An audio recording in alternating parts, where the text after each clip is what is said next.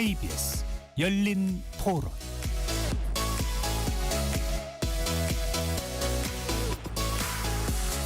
안녕하십니까. KBS 열린 토론 배종찬입니다. 일본이 내각제를 도입한 1885년 이후 첫 여성 총리가 탄생했습니다. 이시바 시게루의 뒤를 이어 자민당 총재에 오른 다카이치 사나에가 일본 내각의 주인공이 되었는데요. 총리 자리에 오르기까지의 과정은 순탄하지만은 않았습니다. 비세습 여성 정치인으로 유리천장을 깬 다카이치 사나에 총리의 탄생 과정 살펴보고요. 강경 보수파로 불리는 다카이치 내각의 추후 행보와 한일 관계 그리고 동북아 정세까지 함께 전망해 보겠습니다. KBS 열린 토론 지금부터 시작합니다. 치열한 토론 속에서 더 나은 세상을 찾아갑니다. 올바른 세상을 만드는 첫걸음. 평일 저녁 7시 20분 KBS 열린 토론. 오늘 KBS 열린 토론 함께해 주실 두 분 전문가 소개합니다. 양기호 성공회대 일본학과 교수 나오셨습니다. 네, 안녕하세요. 조진구 경남대 극동문제연구소 일본연구센터장 자리해 주셨습니다. 예, 안녕하십니까. KBS 열린 토론 문자로 참여하실 분은 샵 9730으로 의견 남겨주실 수 있고요. 단문 50원, 장문은 100원의 정보 이용료가 붙습니다. KBS 1라디오의 모든 프로그램은 유튜브에서 함께 할 수 있으니까요. 많이 들어와 주시고 구독 꾹 눌러주시고 좋아요도 많이 보내주시면 좋겠습니다. 추가 안내 말씀드립니다. 현재 청취율 조사가 진행 중입니다.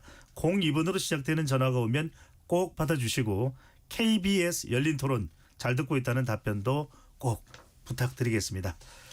일본의 새 내각이 출범했습니다. 이시바 시게루의 뒤를 이은 다카이치 사나에 총리의 탄생, 우리 국민들은 어떻게 보고 있는지 먼저 듣고 오겠습니다. 한일 관계는 지금 그냥 평행선을 유지하고 있는 것 같아요. 역사 문제는 그전부터 많이 다뤘지만은 진전이 별로 없었어요. 뭐 인식 차이도 있겠지만은 서로 교류를 해가지고 뭐 관광도 좋고 뭐 문화도 좋고 뭐 하여튼 교류를 활발히 했으면 좋겠어요, 제 생각에는. 워낙에 우리나라가 일본의 관계가 앙숙이 될 수밖에 없었고 우리나라 국민 정서상에서 일본을 좋게 평가할 수 없는, 그렇지만 사실상 일본 전 국민이 다 그런 건 아니거든요. 일부 정치가 그렇기 때문에 거기에 대한 거에서 사실 우리가 너무 안감만 갖고서는 안 되고, 그거는 그것대로 사과를 받는다든가 이런 것들을 하고 경제적인 거라든가 이웃으로서의 교류 이런 거는 정치적으로나 사회적으로 다 이루어져야 되고 그런 상황이에요. 근데 이번에 그 여성 총리가 신사 참배를 한다든가 이런 사람이어서 근본적으로 우리나라하고 정말 이 좋은 화해 무드를 깰까봐 걱정이에요, 사실. 바라는 거야 좀 우리가 더 주도적으로 할 수 있게끔 배짱을 가지고 좀 했으면 좋겠습니다. 너무 끌려가면서 뭐 그렇게 하지 말고 좀 어느 정도 좀 배짱도 좀 있어야지. 너무 보여주기 식으로 하면 오래 가지 못한다는 거, 저는 그것만 말씀드리겠습니다. 앞으로는 일본이 이제 어떻게 하는 거에 따라 다르겠죠. 그렇죠. 일본 쪽도 뭐 우리랑 지금 굳이 각을 세울 필요는 없는 상황이니까 어쨌든 좀 유화적으로 하지 않을까. 지금의 분위기를 좀 연결하지 않을까. 시민분들의 의견 어떻게 들으셨는지요? 가깝고도 먼 나라 일본이라고 이야기를 합니다. 이재명 대통령은 한마당을 쓰는 이웃이다. 이렇게 또 일본과의 관계에 대한 개선에 대한 의지도 필요하고 있습니다. 일본의 새 총리 다카이치 사나에 과연 어떤 인물인지 인물에 대한 이야기부터 먼저 해야 될 것 같습니다. 먼저 양교 교수님, 다카이치 사나에 1961년생 일본 내각 역사상 최초의 여성 총리입니다. 어떤 인물입니까? 뭐 일본처럼 보수 사회에서 여성이 정치가가 되는 것도 어렵고 더구나 총리가 된다는 건 정말 어려운 일인데, 그런 면에서는 뭐 이런 그 어떤 유리천장의 벽을 깼다라고 이야기를 할 수 있죠. 근데 더구나 이제 본인이 약간 흙수저입니다. 굉장히 집안이 그렇게 넉넉하지 못해가지고 네. 하는 수 없이 국립대학을 가야 할 만큼 그런 경제 사정이었고, 그리고 이제 말하자면 어떤 그 일본에서는 정치 세습 명문가 출신들이 많은데 전혀 정치 세습이라든지 어떤 부모로부터 후광이 있는 것도 아니거든요. 근데 그런 점에서는 상당히 대단하다고 생각해요. 특히 일본은 지금 여성 정치가 비율이 한 16%밖에 안 돼가지고 선진국 중에서는 여성의 정치 참여가 가장 낮습니다. 예. 예, 그래서 그런 점에서는 첫 여성 총리라는 점 자체는 굉장히 저는 의미는 있다고 보고요. 단지 이제 그 본인의 어떤 정책인 행보 같은 걸 보게 되면 굉장히 구구에 가깝습니다. 이 말하자면 이 굉장히 본인의 어떤 생각, 이데올로기 자체가 결국은 아베 총리 만난 이후로 굉장히 좀 우경화되면서 이런 역사 영토 문제에 대해서 한국이 수용하기 어려운 그런 발언이라든지 어떤 야스쿠니 신사 참배라든지 헌법 개정이라든지 아니면 이제 스파이 방지법 개정이라든지 또는 이제 방위 예산 엄청나게 증액하자 이런 생각이라든지 이런 것들은 이제 조금 어떤 껄끄러운 요소인 것은 분명히 예. 있거든요. 그런데 여러 가지 정책 능력도 굉장히 탁월합니다. 정책 능력이 제가 보기로 일본 정치 과정에서는 본인이 어떤 그 전문가들의 조언을 받지 않고 대부분의 정책을 혼자서 이렇게 쓸 수 있을 정도로 뛰어난 정책 능력이 있는 것은 사실이고요. 또 그동안에 30년 정도의 뭐 한 당선 10회니까요. 정치적인 어떤 그런 그 캐리어로는 충분히 총리가 될 수 있는 그런 자질은 있다고 봅니다. 네. 단지 앞으로 지금 일본 경제나 정치 외교가 너무나 상당히 위기 상황입니다. 한국 못지않게. 그런 점에서 어떻게 정치 리더십을 발휘할지 상당히 지금 귀추가 주목되고 있습니다. 네. 다카이치 이 사나의 일본 신임 총리를 설명하면서 여성 정치를 추구하지 않는 여성 정치인이다. 정치인이 아니라 정책가다. 일본의 고베 대학을 또 졸업을 했고요. 실제로 경제 전문가이기도 합니다. 긴키 대학 경제학부 또 교수를 역임하기도 했었고 저펜 퍼스트를 먼저 이야기하는 트럼프 같은 여자 일본 총리다. 이런 이야기도 나오는데 조진구 교수님은 이 다카이치 사나에 어떻게 평가를 하시는지요? 어떤 인물입니까? 뭐 지금 말씀하신 대로 여성이 140년 만에 처음으로 또 세 번째 도전에서 이제 또 그 자민당 총재가 됐고 총리가 됐다는 의미는 상당히 큰 것 같아요. 또 다만 이념적으로 좀 보수적이다. 또 한국에 대해서 그렇게 좋은 이미지를 갖고 있던 사람은 아니었다. 근데 뭐 최근에 조금 한국에 대해서 우호적인 발언을 하고 있습니다만 그게 속내를 얘기하는 것인지 예. 아니면 겉으로 거칠해지나지 않을 것인지는 두고 봐야 합니다만 아까 말씀하신 대로 1993년도부터 처음 당선된 게 93년이니까 오랫동안 정치를 해왔어요. 정책의 전문가이기도 하기 때문에 사실상 총리라는 자리에 무게라는 게 있기 때문에 총리가 됐을 때하고 총리가 아닐 때하고의 발언과 행동은 좀 달라질 것이라는 생각이 들어요.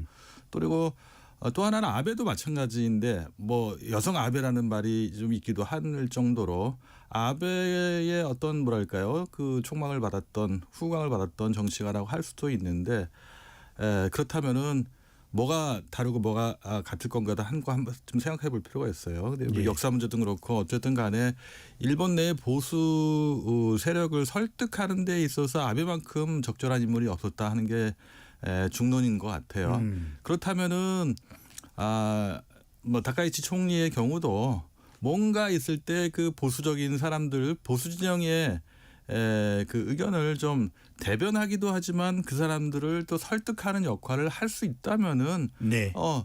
반드시 부정적인 측면이 아니라 긍정적인 측면으로 작용할 가능성도 있다. 다만 국내 정치 기반이 없을 뿐만 아니라 불안정하기 때문에 어떻게 얼마나 빨리 안정적인 기반을 다지고 그 위에서 정책을 실현하고 총리의 역할을 해갈 것이냐 하는 것이 아마 가장 지금 다카이치 총리의 머릿속에 있는 네. 과제가 아닐까 하는 생각이 듭니다. 알겠습니다. 지금 일단 출발하는 시점에서 일본 내에서의 여론조사는 상당히 또 높게 나타나고 있습니다. 또 한국에 대해서는 기자회견에서 한국 김을 좋아하고 한국 화장품을 쓰고 있고 한국 드라마를 즐겨본다면서 에이펙 참석해서 이재명 대통령과 만날 것을 기대하고 있다 이런 이야기도 했는데 한 가지만 더 여쭤보고 일본 정치 관련된 부분으로 넘어가겠습니다. 양 교수님, 일본 정치 엘리트들의 산파 역할을 하는 마쓰시다 고노스케가 대규모의 이 재원을 투자한 마쓰시다 정경숙 출신입니다. 이 점은 어떻게 봐야 될까요? 마쓰다 정경숙은 이제 뭐 방금 말씀하신 대로 마쓰다 고노스케가 일본 정치, 일본의 미래를 위해서 만든 특별한 어떤 정치 대학원 같은 곳이거든요. 예. 예전에 5년 정도 했었는데요. 지금 노다 요시코라든지 마에하라 세이리자라든지 상당히 많은 정치가들이 배출이 됐습니다. 그리고 이제 이 다카이치 말로는 그때 5년 동안 가장 큰 감명을 받고 본인이 존경하는 사람이 대처 영국 총리하고 그다음에 마스시다 고노스키다 이런 이야기까지 하고 있거든요. 예. 그래서 그때 이제 미국에 가가지고 민주당 의원 밑에서 이렇게 이 비서관으로서 근무한 적도 있습니다. 의회 연구관을 했었습니다. 맞습니다, 맞습니다. 그리고 이제 귀국 후에 돌아와가지고 그런 것들이 바탕이 됐고 본인이 정치에 나아가는 데 있어서 상당히 큰 자극이 됐다고 생각해요. 왜냐하면 마스다 존경수 처음부터 정치가를 키우기 위해서 마스다 고노스케가 설립한 그런 그 학원입니다. 대학원 과정입니다. 네, 그런 점에서는 당연히 마스다 존경수를 졸업하면 정치가로서 첫 발을 내딛는 것이 당연한 것이었고 네. 선배들 그런 사례도 많이 봤기 때문에 어떤 면에서는 마스다 전 이런 파나소닉의 전 회장의 생각이 그대로 일본 정치에 크게 효과를 발휘하고 있다라고 긍정적으로 평가할 수도 있는 거죠. 네. 자, 이번에 참 연립 이 정부를 구성하기도 쉽지 않았고 그래서 총리로 선출되는 과정이 순탄치가 않았습니다. 먼저 이 자민당과 그동안 협력 관계였던 공명당이 이번에는 이 공동정부로서의 합류를 하지 않았습니다. 조 교수님, 공명당은 어떤 정당이고 왜 함께 손을 들지 않은 겁니까? 공명당은 그 종교를 기반으로 하고 있는 정당이라고 할 수가 있어요. 또 그리고 말하는 평화의 당이다. 이런 얘기까지도 하고 또 중도를 이념적으로 본다면 중도를 표방하기도 해요. 그런 측면에서 본다면은 이 다카이치와 다카이치 주변에 있는 사람들하고는 좀 결이 좀 다르다 하는 그런 생각이 좀 들어요. 26년 동안 자민당과 공명당이 연립 정권을 했을 때 자민당이 좀 지나치게 폭주의 그 경향이 정책적으로 본다면 나가는 걸 조금 견제하고 또 브레이크 역할을 했던 것이 공명당이었다고 할 수 있는데 다카이치의 경우는 그런 공명당과의 그 별로 케미가 맞지도 않을 뿐만 아니라 너무 좀 그 간극이 컸다. 또 다카이치가 총재가 되고 총리가 되는데 뒤에서 결정적으로 중요한 역할을 했던 게 아소다로 전 총리죠. 지금 예. 이제 부총재잖아요. 자민당의. 예.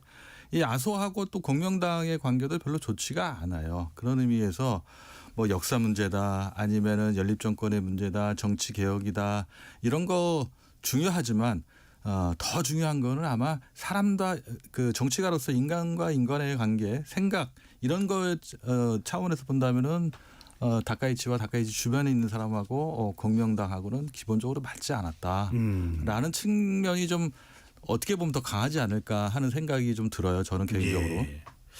자, 이 아베파가 바로 이 다카이치와는 함께 갈 수 없다가 공명당인데 그런데 그동안 26년간 또 같이 해왔는데 느닷없이 이런 것도 선뜻 이해가 잘 가지는 않기도 합니다. 자, 그래서 새로 손잡게 된 것이 이 제2야당인 유신회입니다. 그런데 우리 국민들은 이제 유신 정권 때문에 유신의 의미를 정확히 모를 수 있는데 자, 일본 유신회 원래는 이제 오사카에서 기반을 닦았던 바로 정치 세력 아니겠습니까? 이 유신회는 어떤 정치 세력이고 이번에 자민당과 손을 잡게 된 배경은 뭘까요, 양 교수님? 네. 그러니까 이제 기본적으로 이 자민당이 있고 조금 더 오른쪽에 일본 유신회가 있고 더 오른쪽에 참정당이라는 구구정당이 있다고 보시면 됩니다. 그런데 일본 유신회는 원래는 이제 그 자민당에서 일부 이탈해가지고 이렇게 의원들이 만든 정당이거든요. 그런데 굉장히 보수적입니다. 그러니까 이번에 예를 들면 그 다카이치 사나이 총리하고 일본 유신회 요시무라 대표가 만나가지고 오사카 부지사인데요. 둘이 만나 약속한 게 헌법 개정한다. 스파이 방지법 만든다. 방위비를 징액시킨다. 정치 개혁한다. 이런 것들을 내놨어요. 그런 점에서는 굉장히 다카이치 사나이 총리가 그런 말 할 정도로 굉장히 어떤 국가 간을 같이 한다. 국가 간이 일치돼 있다 할 정도로 상당히 일본의 정치 지표 자체가 굉장히 오른쪽으로 갔다 이렇게 보시면 됩니다. 야스쿠니 신사를 참배하는 것도 자민당과 이 유신회가 동일합니다. 동일합니다. 그런데 이제 이게 이제 하나의 맹점은 뭐냐면 지역 정당이에요. 대부분의 당선자들이 오사카 주변에서 소선구제로 당선된 사람들입니다. 그런데다가 의석수가 지금 줄어들고 있거든요. 세 차례 총선을 했었는데 처음에는 41석이었다가 지금 35석으로 쪼그라들었어요. 그런 점에서는 이제 상당히 이전에는 일본 유신회가 전국 정당으로서 이렇게 발전하려고 많은 노력을 해왔는데 그럼에도 불구하고 불구하고 오사카의 지역 정당이나 이미지를 크게 탈피하지 못하고 있습니다. 네, 그런 면에서는 어떤 면에서는 또 회생책 그러니까 일본 유시민을 조금 더 키워보자 이 계기를 통해 가지고 이 자민당과 손잡고 우경화된 약간의 우파 정당으로서의 일체감을 가지고 본인들이 추구해왔던 그 정책을 반영시키자. 라는 것이 이제 목표거든요. 이번에 손잡게 된 가장 큰 이유는 그겁니다. 지금 이제 부수도 그 구상이 있거든요. 이전에 있었던 일본은 도쿄도가 있는데 그것 말고 오사카도 수도급에 해당할 만큼 대도시로 만들자. 예. 부수도로 만들자는 것이 제안이거든요. 그래서 그것을 이제 자민당이 지금 받아들였습니다.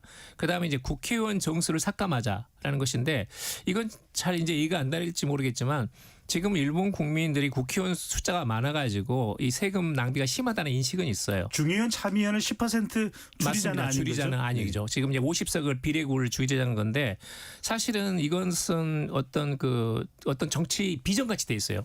일본 유신회에서 정치 개혁을 하자는 것인데 국회의원 정수를 줄이자는 것이 그렇게 되어 있고 실제로 오사카 부의회에서 100석 의원인 수가 있었는데 그게 70석으로 줄었습니다. 그러면서 이제 상당히 지지율이 올라갔거든요.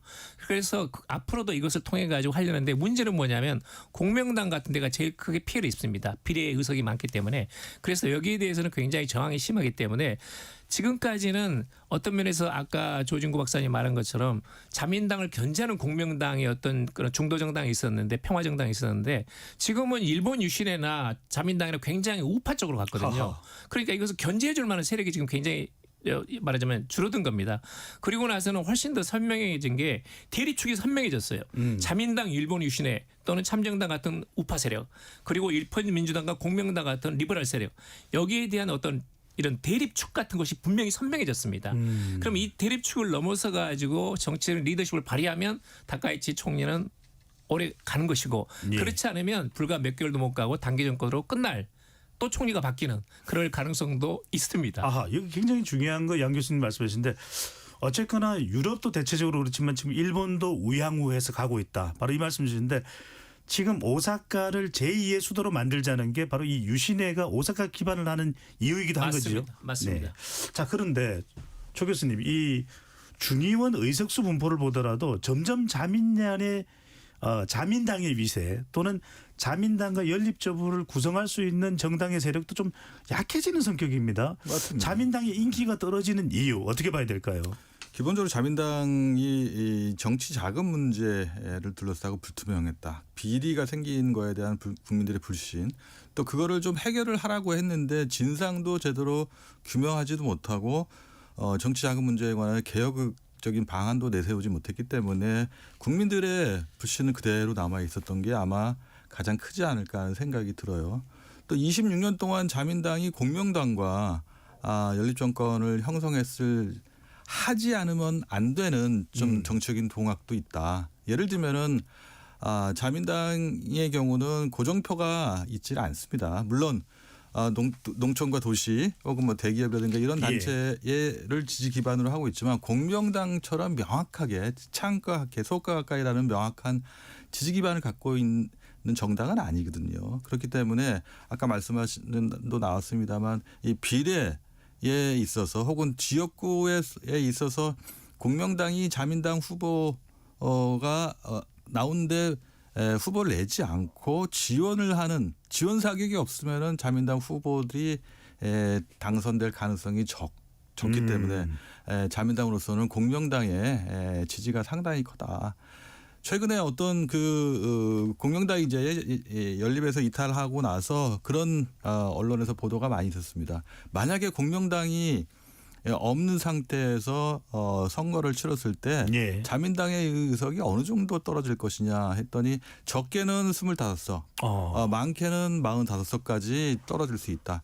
적어도 700만 이상의 고정표를 갖고 있는 그 선거구가 200 몇십 개 있습니다만 나눠본다면 한 선거구에 10,000명에서 30,000명 정도의 공명당의 고정 지지표가 있다는 거거든요. 그거를 자민당이 받았을 때하고 받지 못했을 때의 그 영향이라는 게 엄청나기 때문에 이제까지 조금 성향은 다르지만 자민당과 공명당이 연립정권을 형성해 왔던 것인데 이제는 공명당도 더 이상 그런 자민당하고 못하겠다 하는 거고 조금 더 오른쪽으로 와 있는 다카이치 정권도 더 이상 공명당과 못하겠다 하는 거거든요. 예. 그런 의미에서는 새로운 일본 정치의 분기점, 전환점에 와 있다는 생각도 듭니다. 예. 그래서 이 다카이치 사나의 총리가 상당히 더 극우적인 방향으로 갈 가능성도 배제할 수 없는 건 아니냐라는 일본 내에서도 분석이 나오는데 양 교수님. 예, 저는 이제 두 가지가 있는데 하나는 이제 그동안 일본 자민당 내에서 리버럴 세력들이 실패한 겁니다. 그러니까 아까 말씀하신 정치자금 문제라든지 아니면 통일교 문제 한 180명 정도가 자민당 의원들이 연루가 돼 있었거든요. 이 두 개를 해결하라. 그러면 이전에 있었던 그 기시다 총리 같은 경우는 일본 파벌 중에서 제일 리버럴 파벌인 광지해에서 30년 만에 나온 총리입니다. 예. 그러니까 모처럼 리버럴 세력이 말하자면 정권을 잡은 겁니다. 그다음에 이시바는 완전히 반아베예요. 그 두 사람들한테 4년간을 맡겨놨던 이게 실패한 겁니다. 그러니까 물가도 못 잡고 경제 성장도 없었고 그리고 정치 자금이라든지 아니면 이제 이런 통일교 문제에 대해서 단호한 어떤 리더십을 발휘하지 못한 겁니다. 실패하다 보니까 자민당에 있었던 고정표들이 특히 우파 표들이 나간 거예요.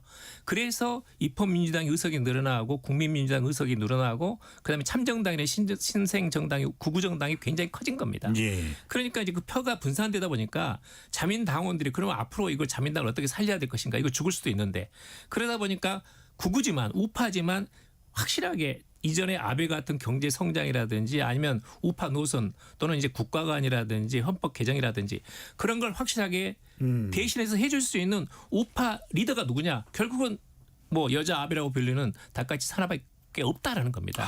그러면서 거기에 표가 몰리면서 당원표에서 첫째, 둘째 전부 다 이겼거든요. 그러면서 이번에 총리가 된 겁니다. 근데 그런 점에서는 하나는 일본 정치의 우경화가 있고 또 하나는 이것은 이제 하나는 또 세계적인 현상이 있어요. 그러니까 지금 미국의 마가라든지 우파들이 지금 복음파라든지 이런 세력들이 지금 저득권 안에 들어와 있거든요. 예. 독일도 마찬가지로 지금 AFND라든지 이런 경우가 거의 지금 그 제일 야당으로 돼 있습니다. 그리고 프랑스도 국민연합이 있고 그다음에 이탈리아 같은 경우도 조르지 멜라니라는 그런 이탈리아 형제당의 당수거든요.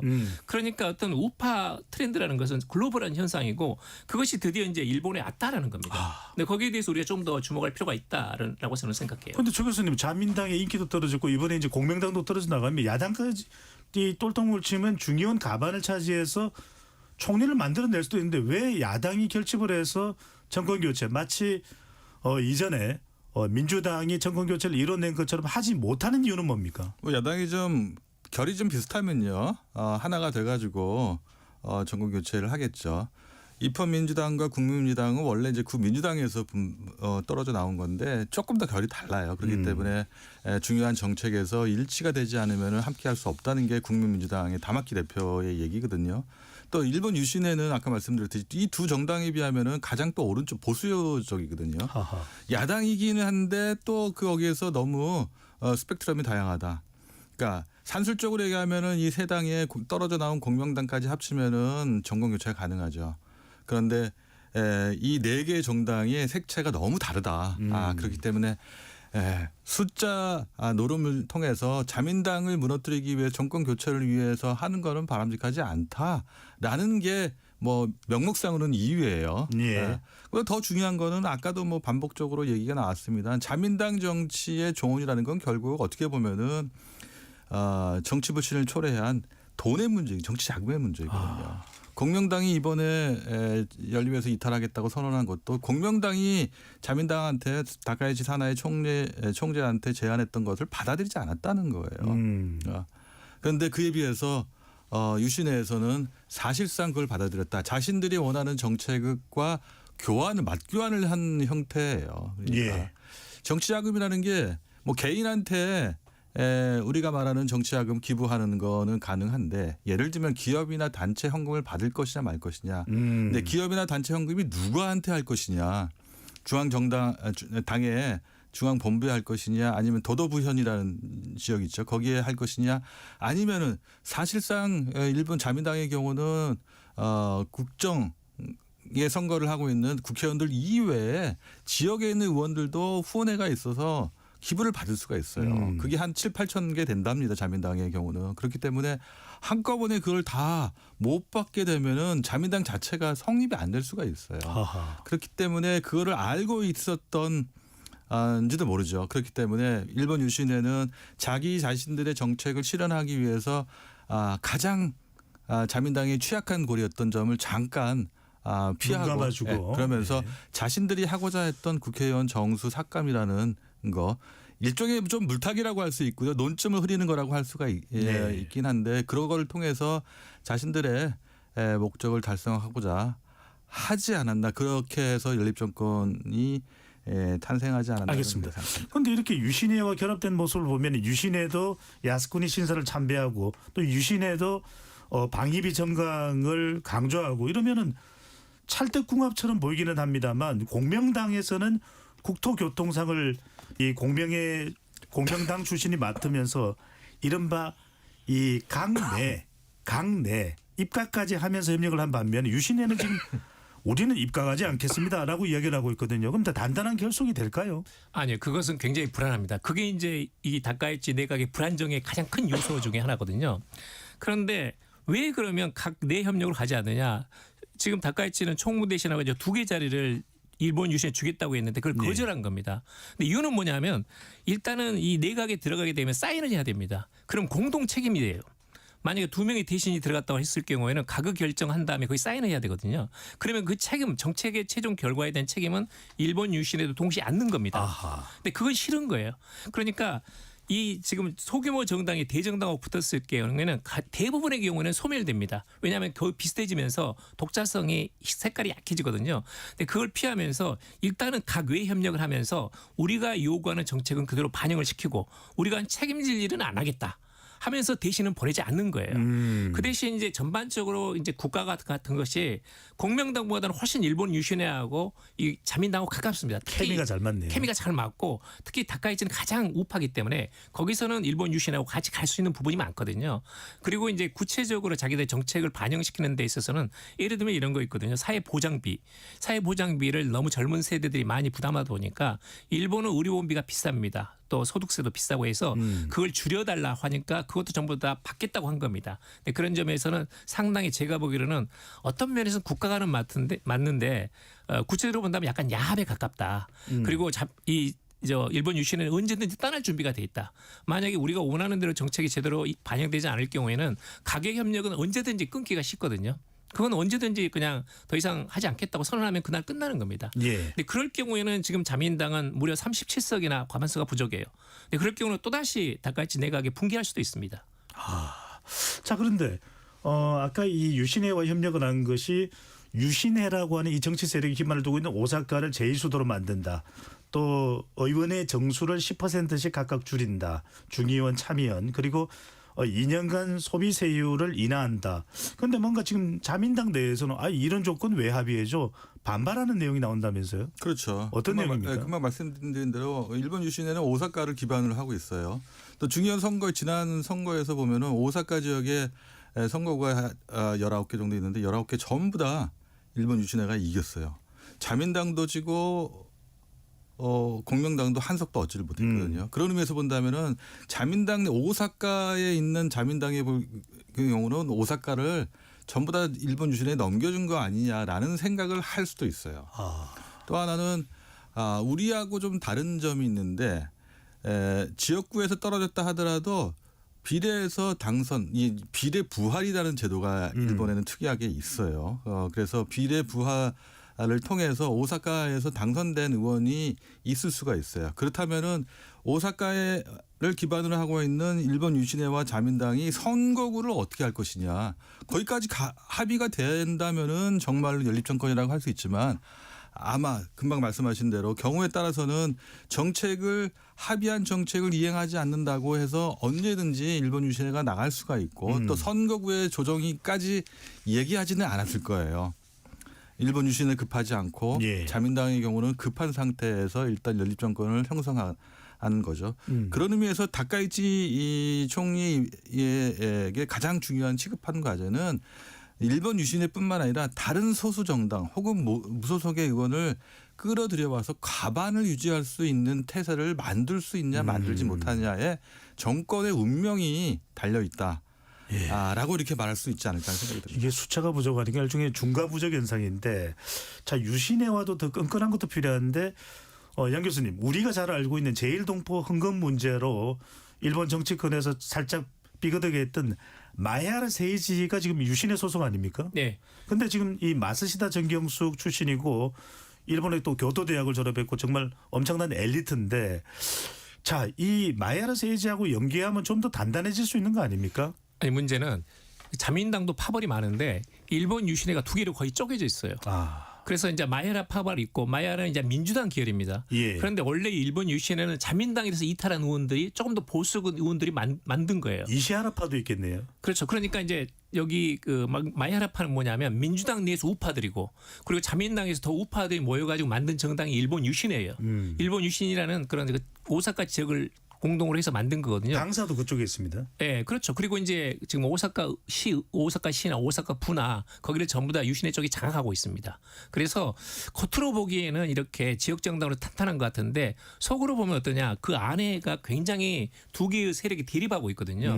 그래서 사실은 자민당 내에서 이 일본 유신회 가다 보면 아까도 말씀하셨지만 우선 의석수가 굉장히 줄어들어요.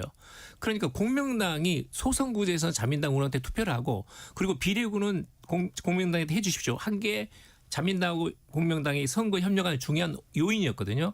그런데 공명당이 빠져버리니까 보통 한 지역구에서 2, 3만 표가 빠져요. 예. 그러다 보니까 자민당 의원들은 벌써 20 몇 명에서 50 몇 명까지 떨어질 수가 있거든요. 그러면 국회의원들이 내가 떨어진다면 그건 아무것도 아니죠. 이건 뭐 정치고 뭐고 없는 거죠. 원숭이는 떨어져도 원숭이지만 국회의원들은 떨어지면 아무것도 아닙니다. 그런 점에서는 이 반드시 이 일본 유신회하고 손을 잡는 것이 바람직하지 않다라는 쪽이 자민당 내에서도 꽤 있습니다. 그것 예. 말고도 정책이 여러 가지 일치가 되지 않고요. 아, 공명당과의 이 결렬이 된 것 자체가 이른바 그들이 그동안 26년간 유지해왔던 지자 비공, 지역구는 자민당에게, 비례는 공명당에게 이게 이제 와야 된다는 의미인데 이번에 끝까지 총리 자리를 놓고서 이 경쟁했던 것이 우리 뭐 청자분들도 유튜브 시청자분들이 어느 정도 아시는지는 모르겠는데 바로 일본에서 유명한 인기 높은 고이즈미 이치로의 아들인 고이즈미 신지로거든요. 다카이치 사나에 총리가 중요한 요직인 방위상에 지금 임명을 해놨습니다. 네, 네. 두 사람의 협력 관계는 어떻게 보시고 삐거덕거릴까요? 협력적인 관계로 갈까요? 뭐 그 삐그덕거릴 일은 아니죠. 일단 5명의 후보가 경쟁을 통해서 이겼고 진 사람들을 당과 뭐 고바야시의 경우는 당의 정무조사회 회장을 시켰으니까요. 나머지를 이제 강요를 임명해서 거당 체제를 구축하겠다.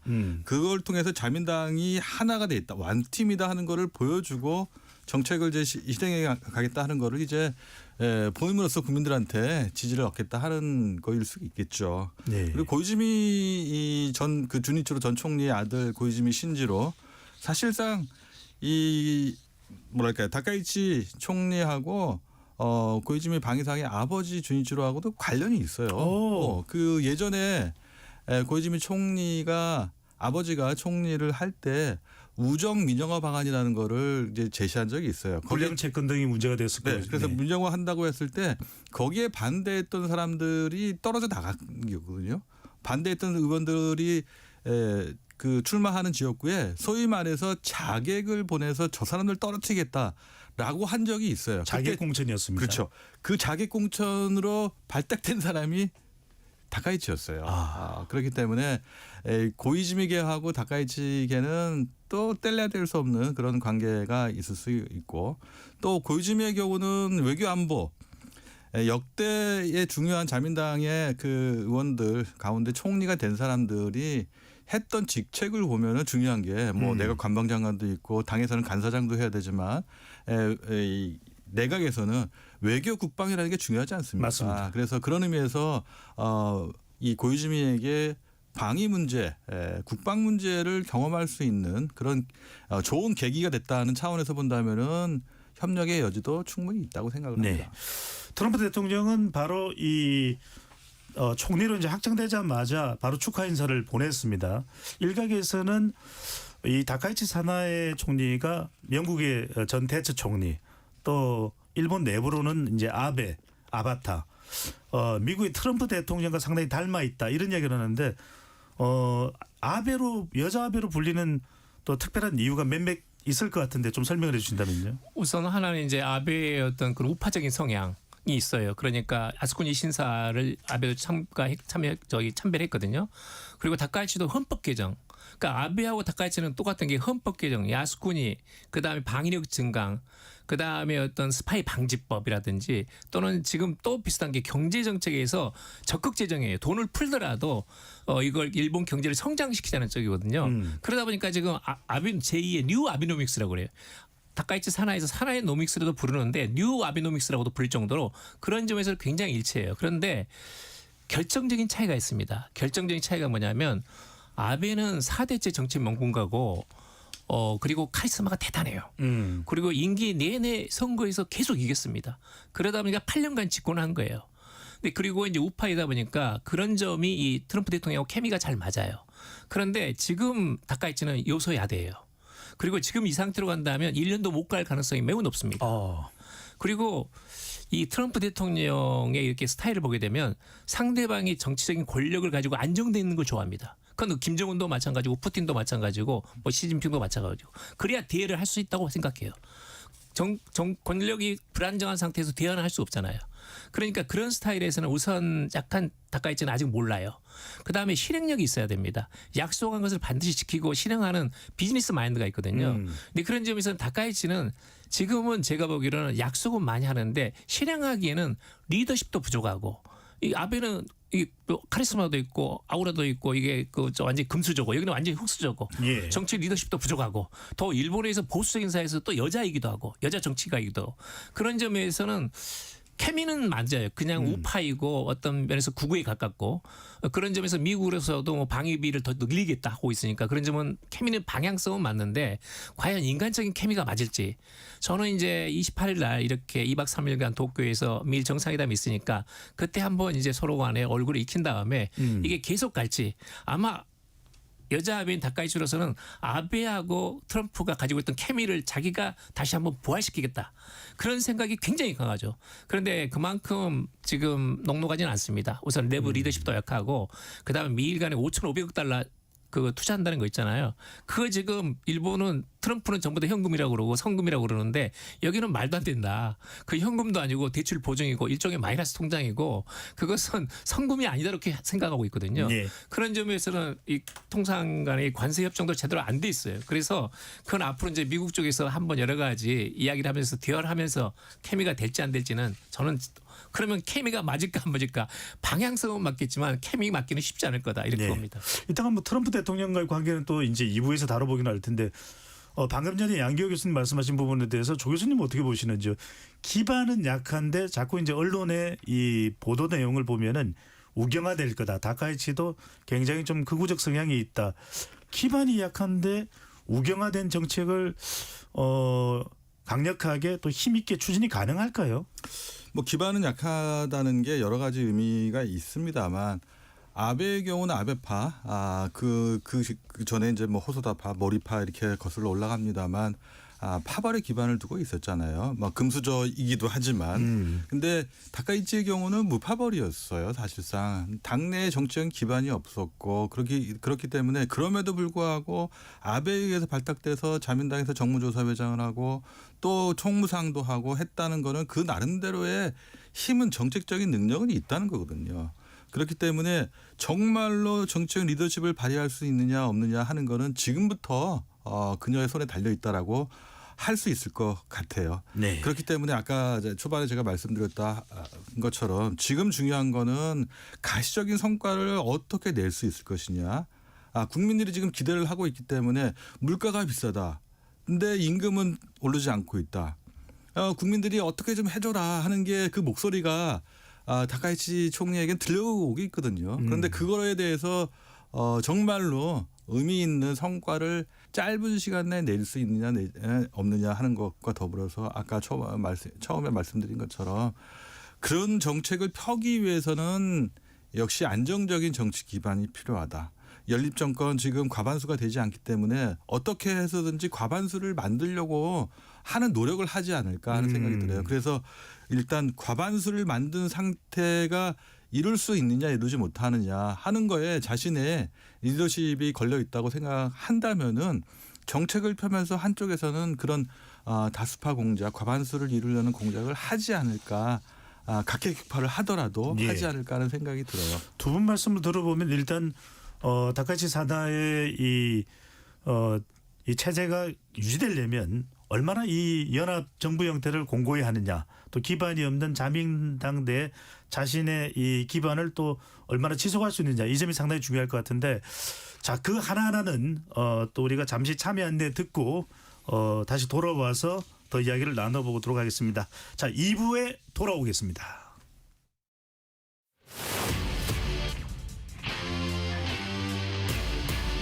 토론에 정답은 없습니다. 토론이 세상을 바꿀 수도 없습니다.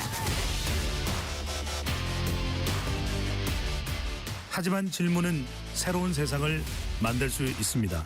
질문으로 올바른 세상을 만드는 첫걸음, KBS 열린 토론.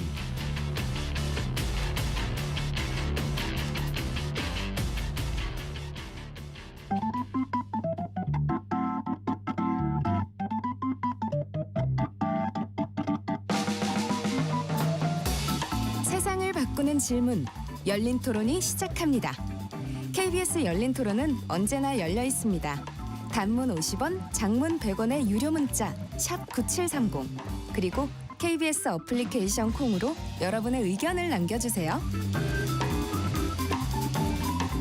KBS 열린 토론 2부 이어가겠습니다. 일본 다카이치 내각 탄생 과정과 파장에 대해서 토론하고 있는데요. 스튜디오에 조진구 경남대 극동문제연구소 일본연구 센터장, 양기호 상공회대 일본학과 교수 두 분과 함께하고 있습니다. 좀 구체적인 내용에 들어가기 전에 궁금해서 좀 여쭤봐야 될 것 같습니다. 양 교수님, 아까도 제가 일부에서 잠깐 이야기를 했는데 참 다카이치 사나의 이 일본 총리 기시다 후미오 전 총리, 또 직전에 이시바 시게루 전 총리보다도 초반, 지금 이제 막 총리로서 임기가 시작된 건데 지지율이 높다고 하는데, 일본 여성들의 여론을 보면은 상당히 여성 정치에 기대를 하고 있는 것 같은데, 이 사나이 총리는 전혀 여성 정치 표방하는 인물이 아니거든요. 어떻게 보십니까? 저는 이제 그 말씀이 딱 맞는데, 전체적으로 지금 지지율이 있는 것은 예. 기대가 있어요. 그러니까 아까 말씀드렸다시피 일본의 자민당의 리버럴 세력들의 실패가 있거든요. 그러니까 제대로 된 국가 간과 어떤 경제 정책을 가진, 또는 어떤 의미에서는 아베의 노믹스를 재현해 가지고 일본 경제를 성장시키려는 어떤 기대가 있거든요. 근데 그러다 보니까 올라가죠. 지금 일본 주가 최고치를 찍고 있거든요. 그래서 지금 경제 전체적인 어떤 실태는 나쁘지 않습니다. 앞으로 이제 기대치가 분명히 있고. 그런데 이제 문제는 뭐냐면, 여성 정치라는 것에 대해서도 여성들로서 기대하는 바가 있는데, 거기에 그 정반대, 지금까지 해온 걸 보게 되면, 예를 들면 부부 별성제 있거든요. 부부가 각자 자기 성을 쓰는 별성제 제일 반대합니다. 그러니까요. 예, 그 다음에 여자 천황제 절대 안 된다. 그래서 그것도 일본 유신하고 약속을 했는데, 일본 황실은 지금 남자가 남계만 될 수 있어요. 그러니까 여자가 다시 다른 남자를 받아가지고 결혼을 해가지고 거기서 나오는 아이들은 그러니까 황실에서 그 직손으로 될 수가 없습니다. 근데 그런 그 어떤 보수적인 법안을 굉장히 찬성을 하거든요. 그러니까 사실 여성 면에서 볼 때는, 여성 운동가들이 볼 때는 다카이치 사나이가 여성 총리가 된 것은 벽을 깬 건 맞는데, 유리천장을, 실제로 그 내용을 보게 되면 훨씬 더 남자보다 보수적이거든요. 근데 그런 면에서 여성 총리라고 해서, 여성이라는 것은 여성적인 것을 강조하는 것이, 거기에 대한 정책을 펴는 거지, 지금처럼 외국인 단속하겠다, 스파이 방지법 해가지고 인권 앞으로 얼마든지 침해 있을 수가 있습니다. 외국인 심지어 추방도 있을 수가 있고, 그런 어떤 여성들이 가지고 있는 그런 어떤 평화지향이라든지 생활지향적인 것들을 과연 해왔느냐 하면 전혀 그게 아니거든요. 근데 그런 면에서는 이중평가가 있는 거죠, 일본 국내에서. 이따가 그 부분도 여쭤볼 텐데, 방금 그래서 이 상당히 다카이치 사나의 이 총리가 되기 전부터 좀 현중 정서를 자극하는 그런 또 태도도 볼 수 있는데, 이따가 여쭤보겠습니다. 자, 여하튼 가장 궁금한 것은 이 다카이치 총리 체제에서 한일 관계가 어떻게 될 건가. 전반적으로는 조 교수님 어떻게 예상을 하십니까? 일본은 내각제이기 때문에 총리가 바뀌었다고 해서 갑작스럽게 정책이 급선회하는 일은 거의 없습니다. 그리고 자민당이 보수화됐다고 하더라도 현재 일본이 직면한 여러 상황을 비춰본다면은 한일 관계, 우호적인 한일 관계, 좋은 한일 관계를 유지하는 게 바람직합니다. 또 지난 기시다 이시바 정권 때 유지해왔던 한미일의 협력 관계를 계속 유지하는 게 일본한테 필요하다고 생각을 해요.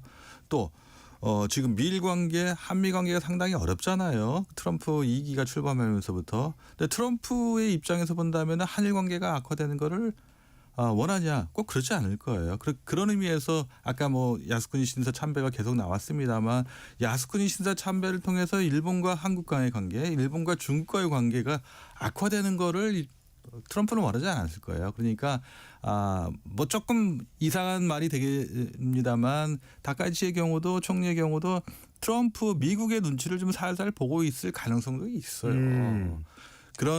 그게 또 현실적으로 본다면 일본 국민, 일본을 위해서 필요하다고 생각할 수가 있거든요. 그 얘기는 다시 말하면은 우리가 생각하는 것처럼 보수적이고 우익 성향이 강하다고 하지만 그 다카이치 총리 머릿속에는 어떻게 하면은 일본을 경제력으로 조금 하향 곡선을 그리고 있는 일본의 경제를 어떻게 하면 회복할 거냐. 강한 경제를 만들겠다고 했지 않습니까?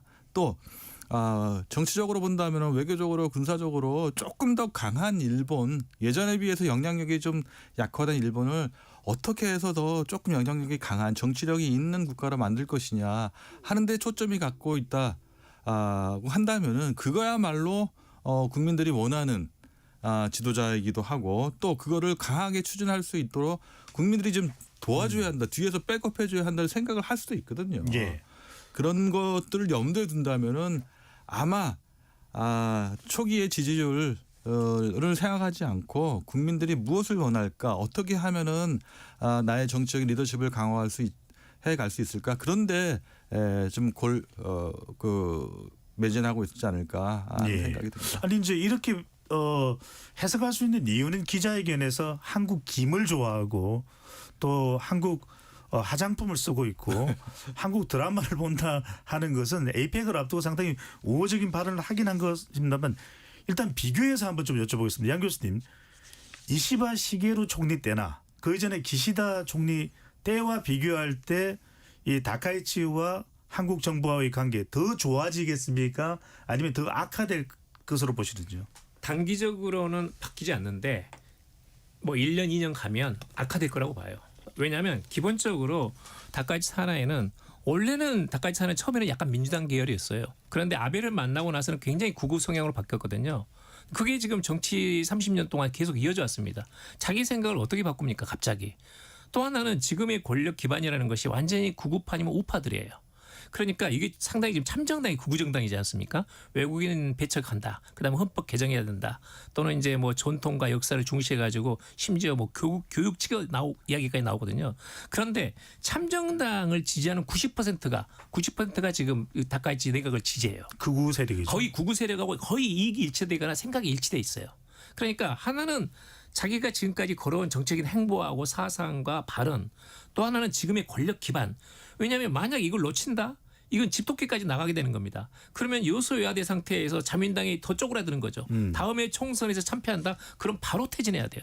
그러니까 그런 것들은 이제 굉장히 어떤 면에서는 본인이 놓칠 수가 없는 건데 문제는 뭐냐면 지금까지 한일 협력하고 한미일 협력에 대해서는 이건 이재명 정부에서 만들어 온 겁니다. 이전에 윤석열 정부에서 마음에 안 드는 것도 있었지만 그건 이재명 정부도 현실 정치에서는 그걸 수용한 거죠. 제3자 변상안을 그대로 유지한 것인 겁니다. 한일 협력 가겠다. 그다음에 투트랙으로 이건 기본적으로 한일 협력을 기본으로 한다. 한미일 협력도 캠프 데이비드 한미일의 협력 그런 생각도 다 그대로 우리가 수용하고 개성하겠다. 그걸 약속한 거 아닙니까? 그것은 한국하고 미국하고 일본이 공감대가 있는 거죠. 이걸 지킨다면 기본적인 선은 가는 거예요. 그런데 문제는 뭐냐면 생각 자체가 다르기 때문에 내년 2월 달에 있을 예를 들면 독도에다 장관급 파견한다. 그다음에 3월, 8월, 9월 뭐 이렇게 야스쿠니가 있는데 야스쿠니 참배할 가능성도 있어 한 번은 갈 겁니다 아마.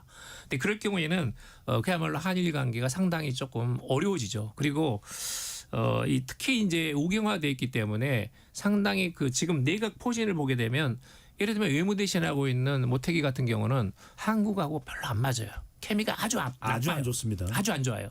한국에 대해서 별로 이미지도 좋지 않고 한국이 자꾸 이렇게 그 말하자면 축구장에 골포스터로 바꾸고 있다라고 하면서 한국을 비난했는데 그때가 외무대신으로 있을 때가 2019년부터 21년까지예요. 한일 관계에 취약에 빠졌을 때예요. 그러다 보니까 그런 경험치가 쌓여가지고 한국에 대해서 쉽게 양보하지 않을 가능성이 있거든요. 그리고 예를 들면 지금 코이즈미 같은 경우도 방위 대신이 됐는데 방위 대신이 되고 나서 야스쿠니 신사 참배한다? 이건 완전히 다른 이야기예요. 이건 상당히 심각한 문제입니다. 왜냐하면 14명 A급 전범이 야스쿠니 신사 거기 위패가 있는데 13명이 중국 침략에 직접 관여된 사람입니다. 그런데 방위 대신이 간다? 그건 중국으로서는 굉장히 불쾌하죠. 그리고 우리도 지금 예가 아닌 게 미나미주로 총독이 있었는데 그때 1940년대 초반 중반 돼 가지고 가장 그 일제 말기에 수탈이 심했던 시기입니다. 그 미나미주로가 조정 총독이 A급 전범이에요. 그래서 야스쿠니 신사에 있어요. 근데 그런 부분에 대해서는 절대 양보하지 않습니다. 알겠습니다. 기본 생각이. 그런 점이 한일 관계가 망언 또는 실언이 나오면서 악화될 가능성은 굉장히 크다. 이렇게 우리가 조 교수님 뭐 너무 이제 아직 일어나지 않은 일을 너무 부정적으로 볼 이유는 없습니다. 하지만 양 교수님 말씀대로 이재명 대통령은 상당히 일본에 대해서 우호적인 태도를 견제하고 있습니다. 셔틀 외교 복원에 대해서도 희망을 또 더 불어넣고 있는 상황인데 방금 전에 말씀하셨던 이 다카이치 총리도 그렇지만 이 구성원들 더군다나 지금 환경상은 상당히 이 극우적인 도발 발언을 많이 했던 이시하라 신타로 전 이 도쿄 도지사의 아들입니다. 이 이시하라 히로타카인데 이렇게 구성돼 있고 신지로는 이제 고이즈미는 상당히 지한파라서 또 우호적이라 하더라도 이런 대체적인 내각들의 태도를 어떻게 보시는지요? 그렇죠. 우리의 입장에서 본다면은 아베와 가까운 아베의 그 정책을 계승하겠다고 하는 그런 그 다카이치 정권을 어떻게 볼 것이냐는 심각한 문제에 있는 건 분명해요. 또 아까 말씀이 좀 나왔습니다만 보수적인 그 단체 가운데 전국적인 조직을 갖고 있는 게 일본 회의라는 거예요.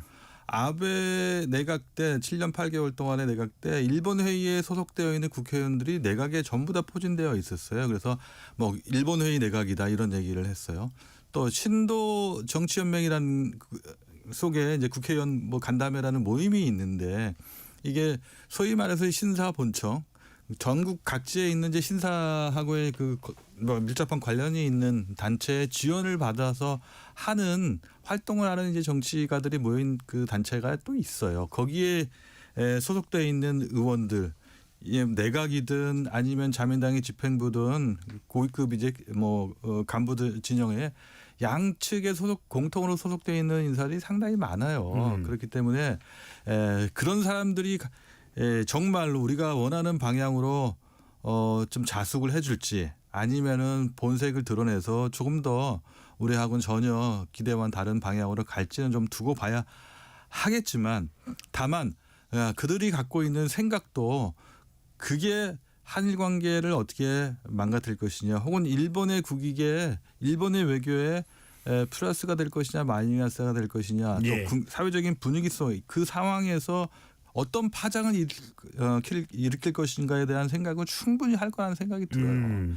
그렇기 때문에 조금 더 신중한 판단, 신중한 행동을 하지 않을까 하는 생각이 들어요. 고이즈미 아버지도 5년 5개월 했습니다만 8월 15일 날 자기가 총리가 되면은 8월 15일 날 종전기념일 날 야스쿠니 신사 참배하겠다고 했거든요. 그런데 5년 5개월 동안 6번 참배를 했습니다만 약속대로 자기의 공약대로 8월 15일에 참배한 거는 물러나기 직전에 한 번밖에 없었어요. 날짜를 좀 바꿔서 참배를 했거든요. 그 정도까지 이 다카이치 이 총리가 할지 안 할지는 아직 모릅니다만 그런 결심을 하기 위해서는 조금 더 자기 자신의 정치적인 기반이 안정돼야 한다. 그때까지는 좀 참지 않을까 하는 생각이 들어요. 자, 두 분 말씀드리니까 첫 번째 한일 관계에 민감한 이슈가 될 수 있는 것은 야스쿠니 신사를 참배를 하느냐 언제 하느냐 이 부분이 될 수 있을 거고 두 번째는 바로 전쟁할 수 있는 헌법 일본의 헌법 제9조 이 평화헌법을 전쟁할 수 있는 헌법으로 개정할 수도 있는 부분입니다. 자, 양 교수님 어떤 내용이고 이게 왜 이토록 민감한 내용입니까? 그러니까 이제 평화헌법은 이제 미군이 점령해가지고 만든 겁니다. 1947년에. 그런데 지금까지 단 한 글자도 바뀌지 않았어요.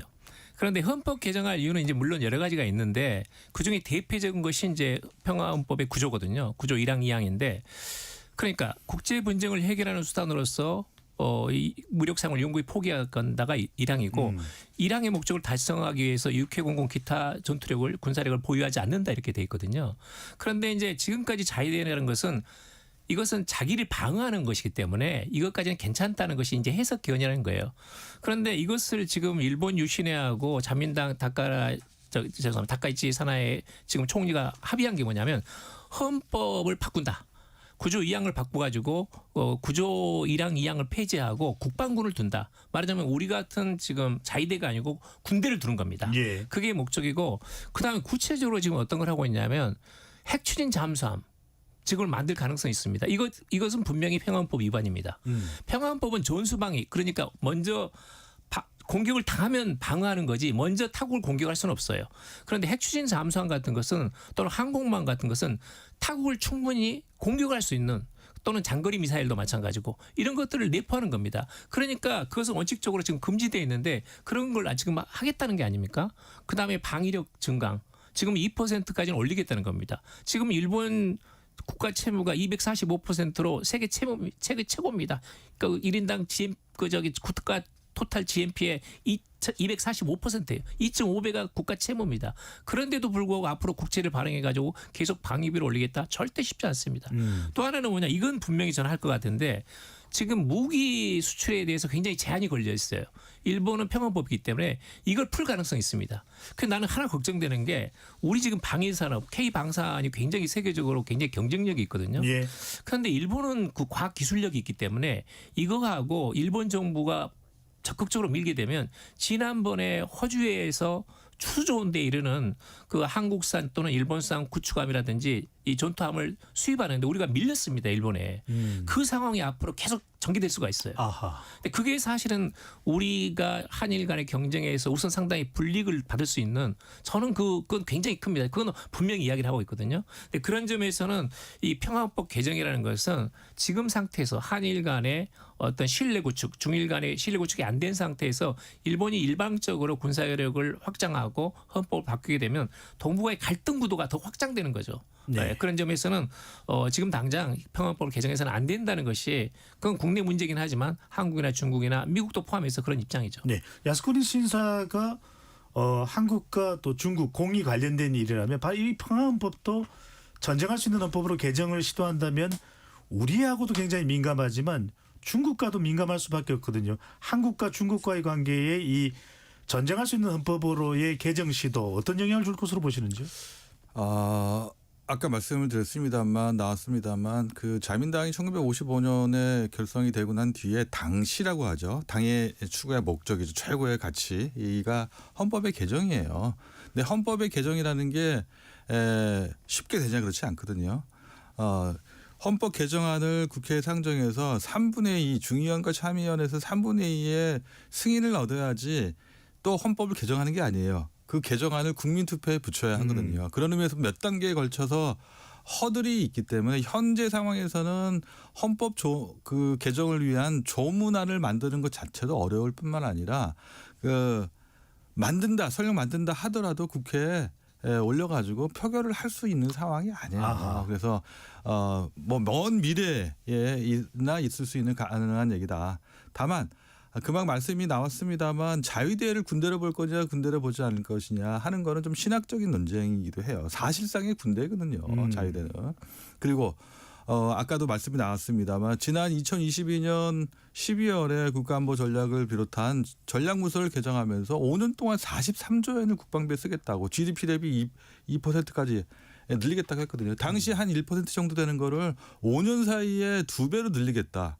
실제로 지금 올해 정도가 되면은 방위성 혹은 자위대의 예산과 그 관련된 예산 합치면 거의 2%까지 가까이 될 거예요. 네.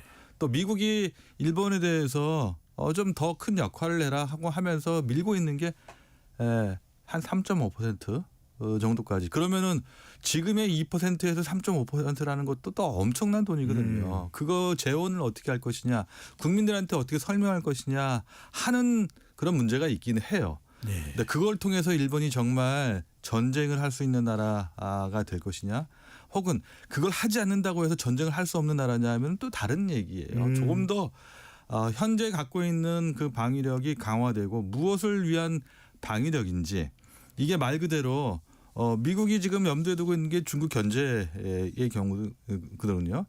중국을 견제하는 데서 혼자 벅차니까 좀 동맹국 파트너국이 좀 도와줘라 하는 거예요.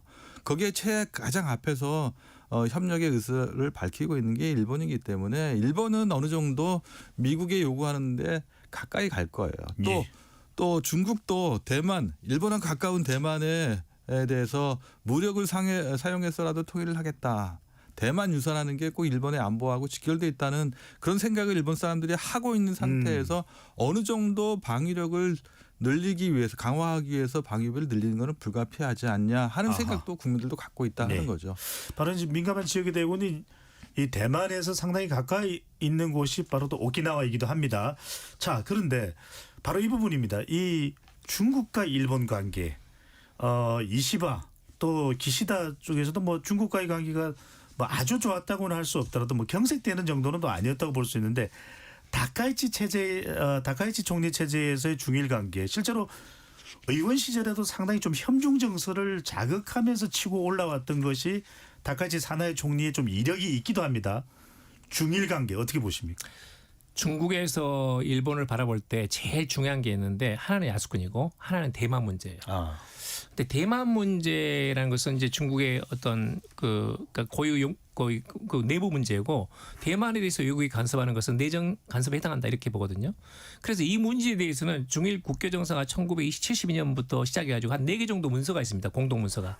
거기에 대만 문제에 개입하지 않는다는 것이 원칙이 있는 거예요. 근데 그건 한국도 약속했고 일본도 약속했어요. 그런데 지금 대만 문제에 대해서 일본 국내에서 어떻게 되냐면 지난번 홍콩 사태에서 중국이 거의 무력으로 그렇게 진압을 해버렸잖아요. 그러니까 대만 문제도 이게 나무 일이 아니다. 우크라이나 사태 봐도. 그러다 보니까 지금 일본 내에서 대만의 유사 사태는 일본의 유사 사태로 보는 거예요. 그리고 이제 대만 문제에 대해서 미국도 개입할 가능성이 개입하는 걸로 돼 있고 일본도 적극적으로 자위대가 이제 지원하는 걸로 돼 있거든요. 그런데 지금 대만을 지난 4월 달에 다카이치 당시 국회의원일 때 가가지고 어떤 말을 했냐면 대만은 그 말하자면 정치적인 생각을 같이 하는 중요한 파트너다.